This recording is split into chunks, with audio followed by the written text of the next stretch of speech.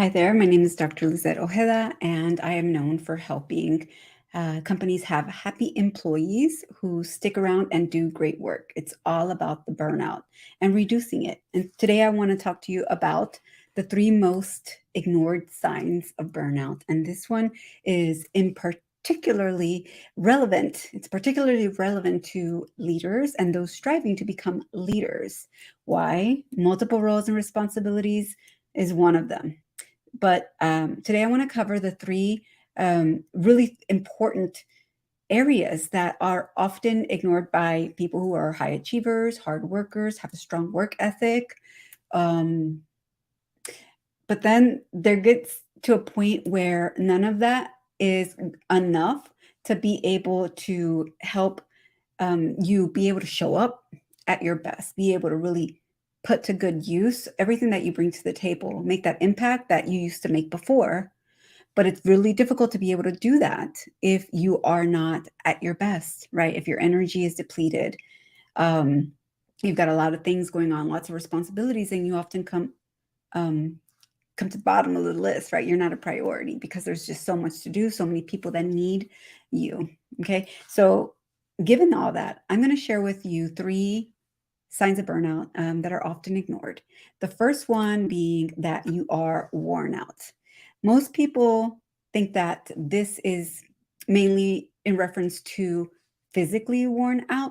That is often the first symptom that people notice. Why? Because it's something that they could actually feel, right? The neck starts to hurt, frequent headaches, back pain, more frequent visits to the doctor if you actually make time for that and not tell yourself it's not that bad and then end up waiting until it really is bad, which then sets you behind even more, which defeats the purpose of you not going to the doctor in the first place because you were wanting to make sure that you get everything done because right now is not the right time to be sick. Well, guess what?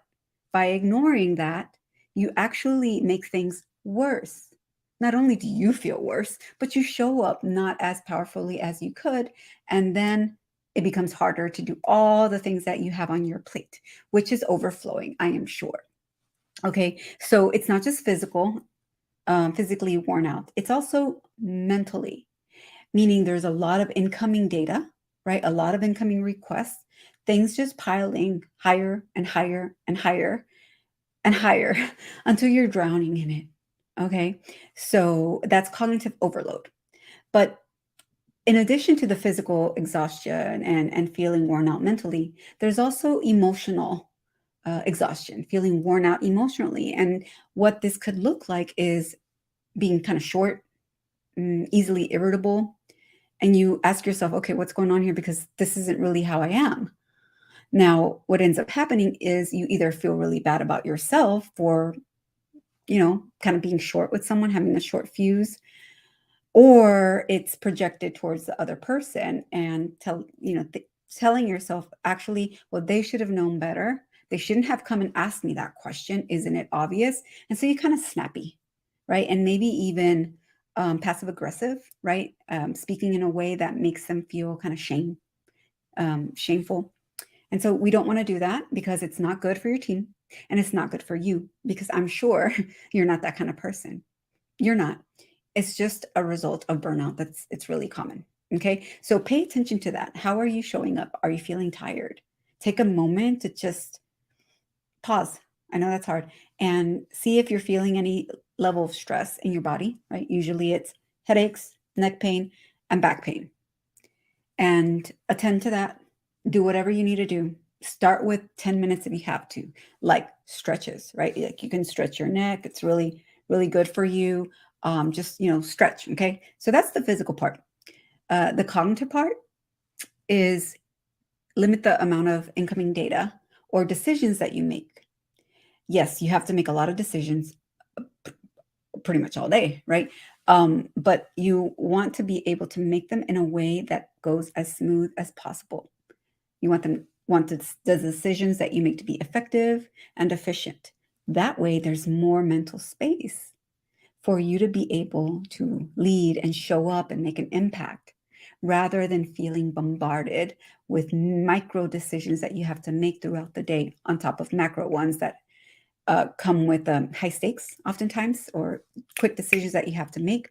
But there's a lot of things that you have to consider.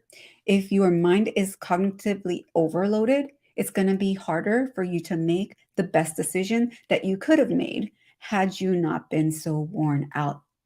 Okay.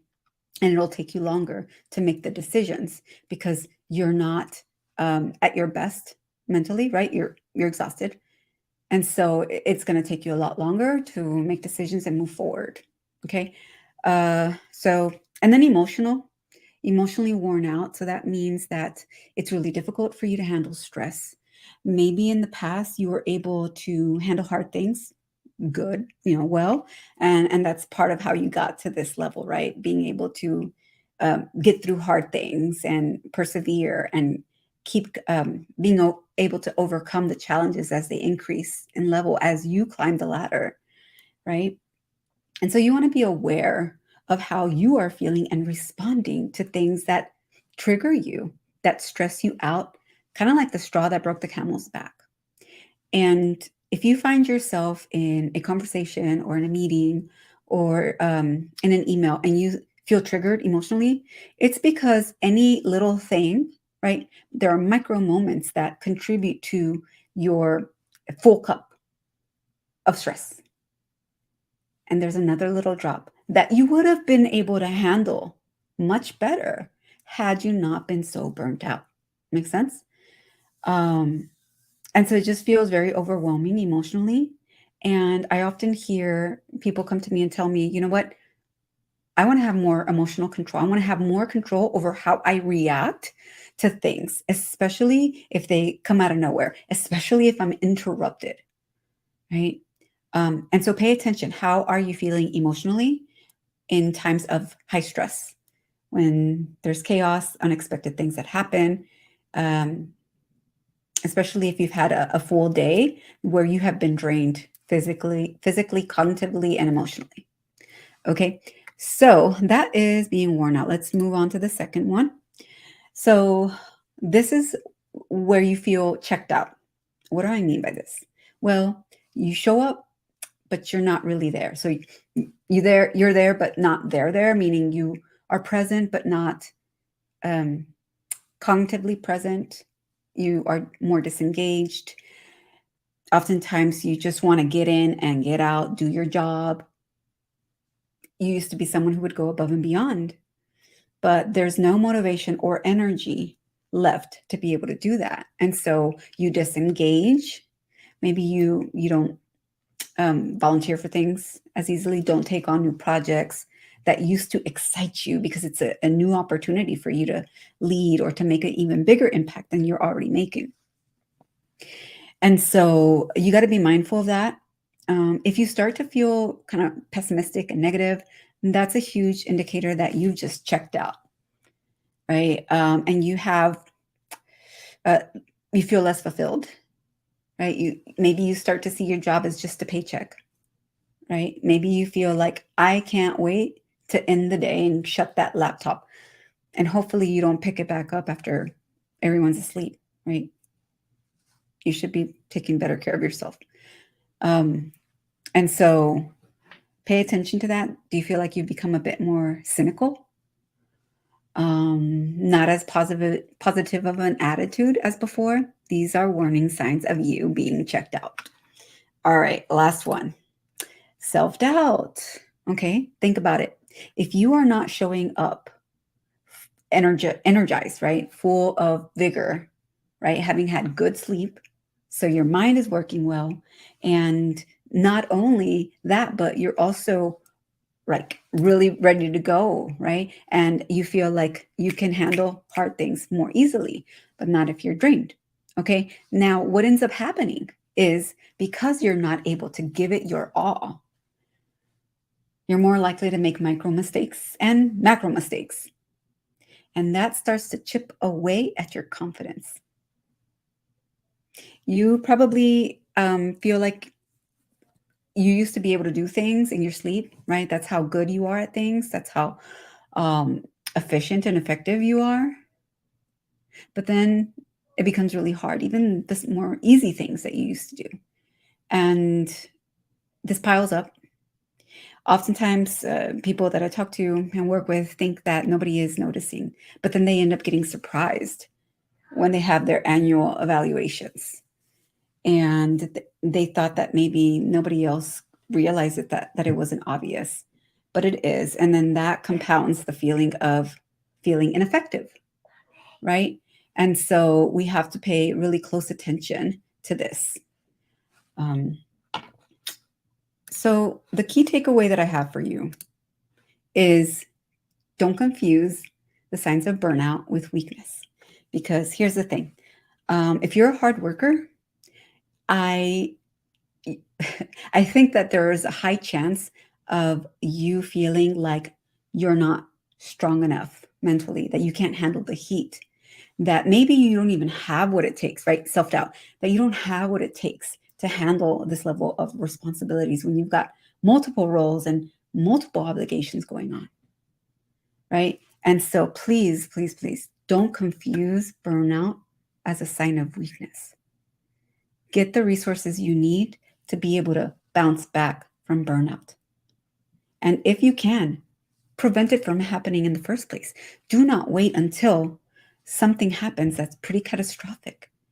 Okay. And I'm talking about your health, your state of mind. I'm talking about your productivity, your ability to make an impact and lead others to do the same. And I'm also talking about your personal life.